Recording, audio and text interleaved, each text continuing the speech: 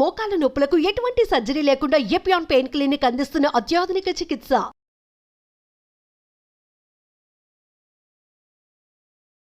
Welcome to Suman TV. ఈ రోజు మనతో పాటు ఉన్నారు ప్రముఖ వైద్యులు డాక్టర్ సిఎల్ వెంకట్రావు గారు.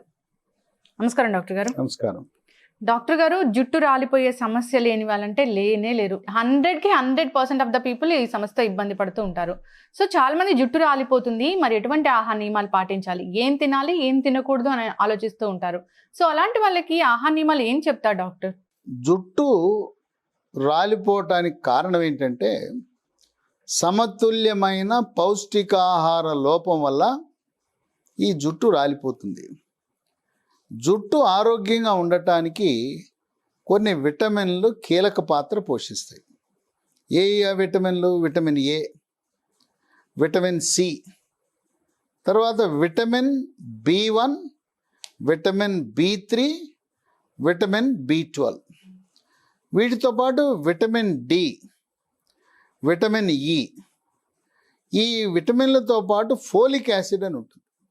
ఫోలిక్ యాసిడ్ కూడా చాలా అవసరం. ఓకే. ఖనిజ లవణాలు కీలక పాత్ర పోషిస్తాయి. ఐరన్, జింకు, సెలీనియం, కోబాల్టు, కాపరు, ఇటువంటి ఖనిజ లవణాలు కూడా చాలా కీలక పాత్ర పోషిస్తాయి. కనుక మనం తీసుకునే ఆహారం, ఎటువంటి ఆహారం తీసుకోవాలంటే విటమిన్లు, ఖనిజ లవణాలు అధికంగా ఉండే ఆహారం తీసుకోవాలి. ఓకే. ఒకటి ఆకుకూరలు, పాలకూర, తోటకూర, బచ్చల కూర, పొన్నగంటి కూర, గోంగూర, వీటిలలో దాంట్లో ఇనుము ఉంటుంది, ఫోలిక్ యాసిడ్ ఉంటుంది, కాల్షియం అధికంగా ఉంటుంది. అందుచేత ఈ విటమిన్లు అధికంగా ఉండే ఆకుకూరలు, ఈ ఆకుకూరలు కానీ ఏ కూర తిన్నా మనం రోస్టు, ఫ్రై, ఇగురు కూరలు తినకూడదు. ఓకే. ఇగురు కూరలు తింటే మనం నాలుకను మాత్రమే సంతృప్తి పరుస్తాం, కానీ దాంట్లో పోషక విలువలన్నీ నశించిపోతాయి. ఆకుకూర వండుకోవచ్చు, లేదు పప్పులో వేసి వండుకోవచ్చు. దీంతోపాటు మొలకలు ఉంటాయి, పెసలు, శనగలు, బొబ్బర్లు, మొలకలు. ఈ మొలకల్లో విటమిన్ బి కాంప్లెక్స్ సంబంధించినవి చాలా అధికంగా ఉంటాయి. ఈ బి కాంప్లెక్స్ విటమిన్ల ప్రభావం వల్ల వెంట్రుకలు ఆరోగ్యంగా ఉంటాయి. వెంట్రుకలు కెరటిన్ అనే పదార్థంతో తయారు చేయబడతాయి. ఈ కెరటిన్ అంటే మాంసకృత్తుల నుంచి వస్తుంది. కనుక మాంసకృత్తులు అధికంగా ఉండే పప్పు ఉంటుంది. కందిపప్పు, శనగపప్పు, పెసరపప్పు, వీటన్నిటికంటే కూడా మాంసకృత్తులు అత్యధికంగా ఉండేది సోయా చిక్కుళ్ళు. ఓకే. సోయా చిక్కుళ్లలో మాంసములో లేనన్ని మాంసకృత్తులు 45% ఉంటాయి. ఈ సోయా చిక్కుళ్ళు పాలు చేసుకుని వాడచ్చు, కాసుకుని తాగొచ్చు. సోయా చిక్కుళ్ళ రొట్టెలు చేసుకోవచ్చు, సోయా చిక్కుళ్ళు కూర కూడా వండుకోవచ్చు. ఇవన్నీ తీసుకోవటం వల్ల వీటిలో ఉండే మాంసకృత్తులు, ఖనిజ లవణాలు, విటమిన్లు ఎంతో ఉపయోగపడతాయి. ఓకే.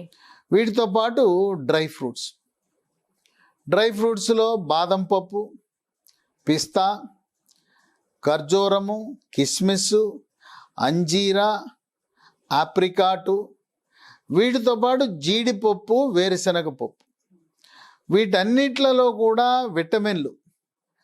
విటమిన్లతో పాటు మరో కీలకమైన వెంట్రుకల ఆరోగ్యాన్ని కాపాడేది ఒమేగా-3 ఫ్యాటీ ఆమ్లాలు. ఈ ఒమేగా-3 ఫ్యాటీ ఆమ్లాలు బాదం పప్పులో, వాల్నట్లో చాలా అధికంగా ఉంటాయి. కనుక విటమిన్లు, ఖనిజ లవణాలతో పాటు ఒమేగా-3 ఫ్యాటీ ఆమ్లాలు అధికంగా ఉంటే వెంట్రుకలు ఆరోగ్యంగా ఉంటాయి. ఇక పాల ఉత్పత్తులు, పాలు, పెరుగు, వెన్న, నెయ్యి. కొంతమందికి నెయ్యిని చూస్తే భయపడతారు. అమ్మో నెయ్యి బరువు పెరిగిపోతామేమో అని. నెయ్యి వల్ల బరువు పెరగరు. నెయ్యి అంటే మీరేమి లీటర్లు తాగరు కదా.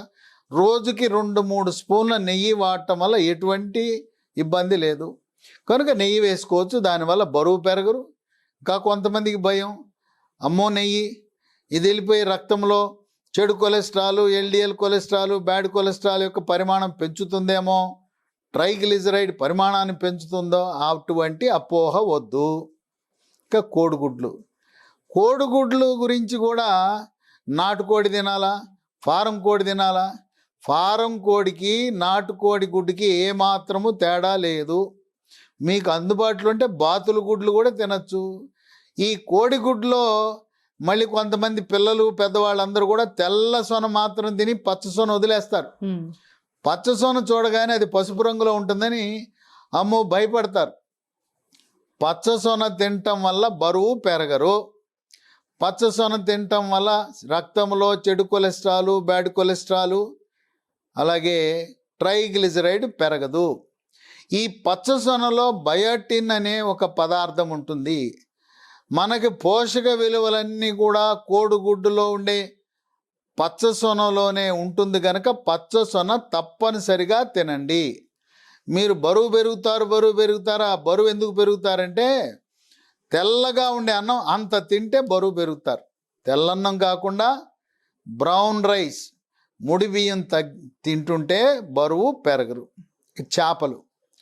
చేపలు ఏ చేపలైనా పర్వాలేదు, సముద్రపు చేపలు, చెరువులో చేపలు, కాలువలో చేపలు, నదిలో చేపలు, ఏ చేపలైనా, చేపలలో కూడా ఒమేగా-3 ఫ్యాటీ ఆమ్లాలు వెంట్రుకల యొక్క ఆరోగ్యాన్ని కాపాడటంలో చాలా కీలక పాత్ర పోషిస్తాయి. ఇక బ్రాయిలర్ చికెన్, నాటుకోడితో సమానంగా పోషక విలువలు ఉంటాయి బ్రాయిలర్ చికెన్.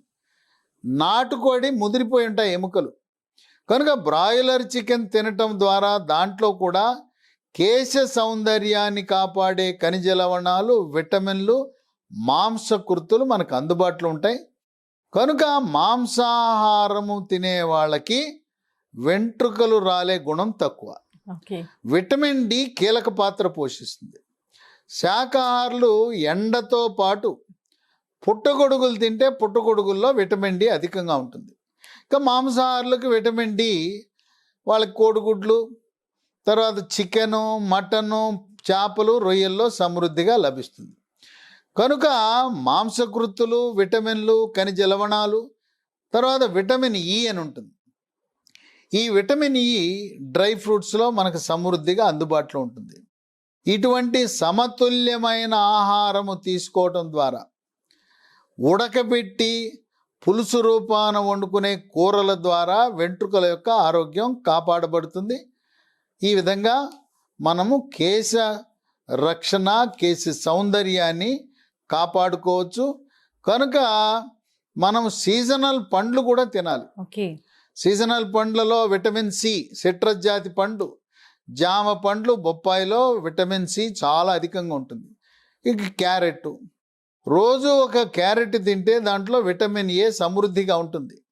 విటమిన్ ఏ చర్మ సౌందర్యాన్ని, కంటి ఆరోగ్యంతో పాటు వెంట్రుకలు కూడా ఆరోగ్యంగా ఉండటానికి దోహదపడుతుంది. కనుక ఈ విటమిన్లు, ఖనిజ లవణాలు మనకి ఆకుకూరల్లో, మొలకల్లో, డ్రై ఫ్రూట్స్లో, సీజనల్ ఫ్రూట్స్లో, మాంసాహారంలో, పాల ఉత్పత్తులలో సమృద్ధిగా ఉంటాయి.